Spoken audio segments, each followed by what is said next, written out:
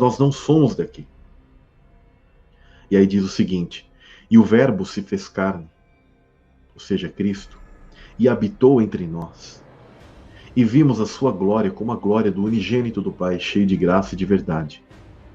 E João testificou dele e clamou, dizendo: este era aquele de quem eu dizia: o que vem após mim é antes de mim. Ou seja, Cristo, inclusive, ele é anterior a João mesmo, porque ele é o nosso irmão mais velho. Porque foi primeiro do que eu. E todos nós recebemos também da sua plenitude, graça por graça. Porque a lei foi dada por Moisés. A lei seria os preceitos. E a graça, a palavra graça tem a ver com perdão, tá? E a graça e a verdade vieram por Jesus Cristo, ou seja, o perdão e a verdade vieram por Jesus. Deus nunca foi visto por alguém. Que ele está falando sobre este mundo, tá? O Deus o Pai. O Filho unigênito que está no seio do Pai, esse o revelou. Este é o testemunho de João, quando os judeus mandaram de Jerusalém sacerdotes e levitas, para que lhe perguntassem: quem és tu? E ele confessou e não negou. Confessou: eu não sou o Cristo, ou seja, eu não sou o Messias. E perguntaram-lhe então: então que? És tu Elias? E disse: não sou. És tu profeta? E respondeu: não. É interessante que aqui você vê claramente o conceito de pré-existência, porque eles perguntam se ele era Elias. Porque eles sabiam que Elias retornaria. E ele se vestia da maneira de Elias, e ele tinha as palavras da forma de Elias. Isso não quer dizer, tá, pessoal, que João Batista é a reencarnação de Elias. Jamais. Mas ele atuava de uma maneira como Elias. Por isso é também dito no espírito de Elias. Como dizendo, no poder de Elias. Disseram-lhe, pois, quem és, para que demos resposta àqueles que nos enviaram? Que dizes de ti mesmo? Disse: eu sou a voz que clama no deserto. Endireitai o caminho do Senhor, como disse o profeta Isaías. Então aqui a gente vê a pré-existência de Cristo, e nós também entendemos a nossa pré-existência nesse texto. Quando nós compreendemos isso, tudo fica elucidado. Até mesmo a pessoa de João Batista, que foi enviado. E depois eu vou estar falando com vocês sobre Abacuque, em que mostra que João Batista ele é um malar, um anjo. Outra palavra, outra passagem que deixa muito claro que Cristo é esse verbo, e ele é anterior, é Apocalipse 19:13, que está dito o seguinte: está vestido com um manto tinto de sangue, e o seu nome é Verbo de Deus. Ou seja, esse verbo que estava aqui, nessa passagem, ele é Cristo. Agora uma passagem muito importante, pessoal, que eu quero estar colocando para vocês. Nós vamos ter muitas lives, muitas partes, tá? Isso aqui é só o início, mas que prova veementemente que nós fazemos parte desses seres espirituais que estavam anteriormente com o Pai. Eu vou ler a passagem de João 10, do verso 30 ao 42. Eu e o Pai somos um. Os judeus pegaram então outra vez em pedras para o apedrejar.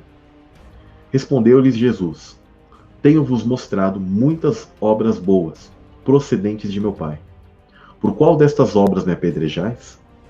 Os judeus responderam, dizendo-lhe: não te apedrejamos por alguma obra boa, mas pela blasfêmia, porque, sendo tu homem, te fazes Deus a ti mesmo. Respondeu-lhes Jesus: não está escrito na vossa lei: eu disse, sois deuses? Pois, se a lei chamou deuses àqueles a quem a palavra de Deus foi dirigida, e a Escritura não pode ser anulada, aquele a quem o Pai santificou e enviou ao mundo, vós dizeis, blasfemas, porque disse, sou filho de Deus? Se não faço as obras de meu Pai, não me acrediteis. Mas se as faço e não credes em mim, crede nas obras, para que conheçais e acrediteis que o Pai está em mim e eu nele. Procuravam, pois, prendê-lo outra vez, mas ele escapou-se de suas mãos. E retirou-se outra vez para além do Jordão, para o lugar onde João tinha primeiramente batizado, e ali ficou. E muitos iam ter com ele e diziam, na verdade, João não fez sinal algum. Tudo quanto João disse deste era verdade, sobre Jesus. E muitos ali creram nele. Ou seja, quando Cristo ele diz que eu e o Pai somos um, e ele começa a se atribuir, sim, de que ele tinha autoridade e que ele possuía a divindade. Por isso que os judeus ficam bravos e falam, porque sendo tu homem, te fazes Deus a ti mesmo. Mas é interessante que Cristo ele responde com a própria palavra, porque ela afirma isso para nós. no Salmo 82 diz o seguinte: Deus está na congregação dos poderosos, julga no meio dos deuses. A palavra aqui inclusive usada é Elohim, em plural. Existe, pessoal, uma galera que está dizendo aí, por aí, é um conceito terrível, de que os anjos são o próprio Deus. Por quê? Eles sabem que não dá para escapar da existência de seres divinos, em plural, sendo mencionados na Bíblia. Até mesmo os anjos caídos, né, os falsos deuses, os falsos Elohim. Ou seja, o título de Deus é dado a esses seres, só que eles são maus. E a palavra Deus é um título. Agora, qual a diferença do verdadeiro conceito hebraico e do conceito monoteísta que nos dão? A Bíblia é monoteísta? Não. A Bíblia não é monoteísta. A Bíblia é monólatra. O que é a monolatria? Não confundam com idolatria, tá? Monolatria é o conhecimento de que existe um Deus supremo, soberano, único, do qual ninguém alcançará seu status. Ele é o Todo-Poderoso. Mas existem outros seres do qual Deus outorgou essa divindade a eles, e eles possuem a mesma natureza de Deus, portanto são deuses, mas menores, com D minúsculo. Esse é o Salmo 82, que está dizendo aqui: Deus está na congregação dos poderosos e julga no meio dos deuses. E aí é dito o seguinte: esses seres, eles eram injustos, e eles caíram. E eles estão aqui. Muitos deles são chamados de ímpios. Vale lembrar que ímpio, com acento, significa incrédulo, descrente. E impio quer dizer alguém sem piedade, cruel, desumano, alguém muito mau. Esses que são impio, sem acento, eles são a semente da serpente, que eu vou estar falando numa outra live para vocês, porque senão vai ficar muito comprido isso aqui. Mas as traduções de hoje, elas já nem fazem muita diferença dessas palavras. Aqui é a palavra 7563 do hebraico, no dicionário Strong, que significa alguém perverso, tá? Alguém condenado, uma pessoa ativamente má, que é o que eu falo que é a semente da serpente. Então, no Salmo 82 ele está colocando Deus entre os deuses, ou seja, entre seres espirituais, e mostra que esses seres, eles vieram para cá e eles continuam sendo perversos. Então olha o que diz o seguinte verso: até quando julgareis injustamente e aceitareis as pessoas dos perversos? Esses perversos são a semente da serpente. Tá? E aí Deus pede para que eles façam justiça e diz o seguinte: fazei justiça ao pobre e ao órfão, justificai o aflito e o necessitado, livrai o pobre e o necessitado, tirai-o das mãos dos perversos. Eles, ou seja, esses perversos, não conhecem, nem entendem, andam em trevas, todos os fundamentos da terra vacilam. Eu disse, vós sois deuses, e todos vós filhos do Altíssimo. Ou seja, ele está falando para esses perversos, tá? Por quê? Porque mesmo os seres caídos, os demônios, eles são filhos do Eterno. Só que eles foram deserdados. Eles não possuem mais isso. E nós, consequentemente, também fomos deserdados. Por isso que nós temos que alcançar essa filiação. Mas esses seres, eles não têm perdão. E olha o que diz o seguinte: todavia morrereis como homens, e caireis como qualquer dos príncipes. Esses príncipes, ele está comparando com os grandes príncipes celestiais. Tá? Ou seja, aqui está dizendo que esses homens, eles são deuses, seres celestiais, espirituais, filhos do Altíssimo, mas eles morreriam como homens.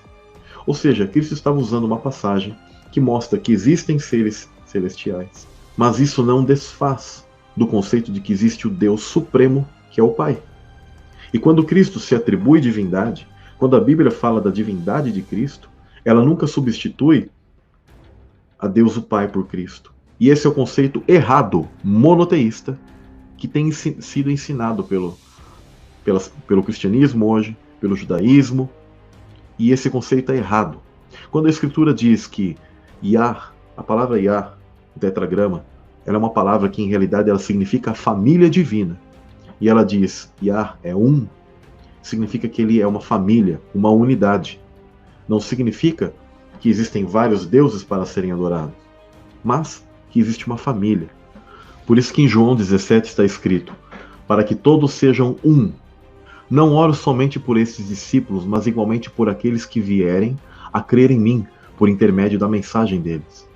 Para que todos sejam um, Pai, como tu estás em mim e eu em ti, que eles também sejam em nós, para que o mundo creia que tu me enviaste. Ou seja, existe uma unidade, uma família divina. E o tetragrama, ele significa uma família. Por isso que não há contradição de Elohim, Yah, Elohim.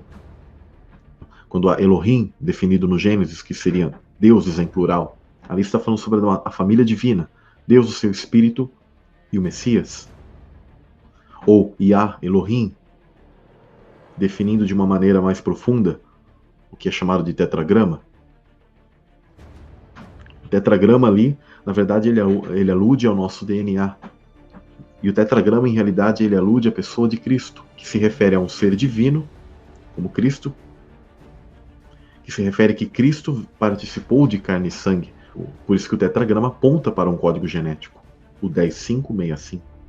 Então, quando Cristo ele usa isso aqui, é a maior prova da pré-existência dos seres, do conceito de monolatria e não o monoteísmo, e que os homens são seres espirituais que participam de carne e sangue. A palavra espírito, ruach, vento, espírito, que é a palavra que é 7307 e 7308 no dicionário Strong, para quem quiser procurar. Também existe a palavra Neshama, que é algo que nós possuímos, diferente dos animais. Os animais eles possuem um espírito, mas o espírito dos animais ele é de interação, ele é algo vivo, mas não possui valor moral e nem busca salvação.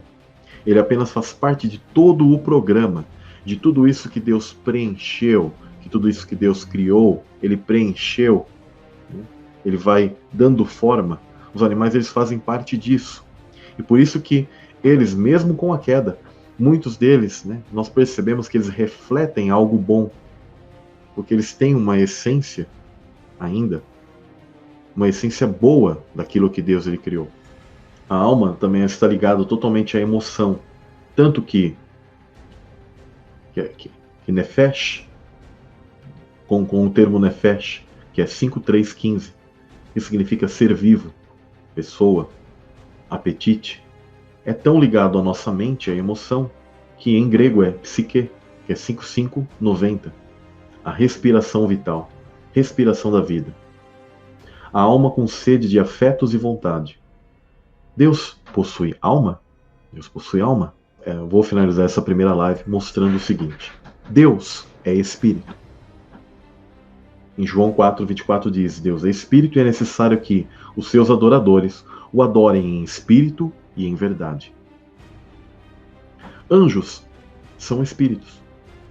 Em Hebreus 1:14 diz o seguinte, não são todos os anjos espíritos ministradores enviados para servir em benefício dos que herdarão a salvação? Ou seja, esses seres espirituais trabalham, inclusive, para aqueles que precisam herdar a salvação. Salvação do quê? Nós nascemos condenados por quê? Porque houve algo anterior que ocorreu. Então, ou seja, os anjos são espíritos ministradores. E o homem também é um espírito. Tanto que diz o seguinte, Jó 32:8 diz, na verdade, há um espírito no homem, e a inspiração do Todo-Poderoso o faz entendido. Os homens são espíritos, só que vestidos de carne. Como eu já li em Jó 10:11, que diz, de pele e carne me vestistes, e de ossos e nervos me teceste. Então, o espírito é o componente principal que nos faz semelhantes a Deus. Por isso, o espírito está com Deus e já existia retido pelo Eterno, como em outra realidade de espaço-tempo. E ele dá forma e instala esse ser espiritual e sopra esse ser para dentro de um corpo físico. Esse é o porquê, Zacarias 12:1, o peso da palavra do Senhor sobre Israel. Fala o Senhor, o que estende o céu, ou seja, o firmamento, e que funda a terra, e que forma ou dá forma ao espírito.